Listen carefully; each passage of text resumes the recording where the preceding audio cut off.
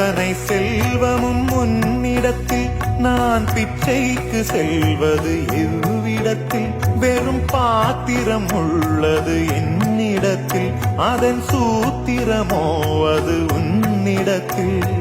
ஒரு முறையா இருமுறையா பல முறை பல பிறப்பெடுக்க வைத்தாய் புதுவினையா பழவினையா கணம் கணம் தினம் என்னை துடிக்க வைத்தாய் பொருளுக்கு அலைந்திடும் பொருளற்ற வாழ்க்கையும் துரத்துதே உன் அருள் அருள் அருள் என்று அலைகின்ற மனம் இன்று பிதற்றுதே அருள் விழியால் நோக்குவாய் மலர்பதத்தால் தாங்குவாய் உன் திருக்கரம் என்னை அரவணைத்துனதருள்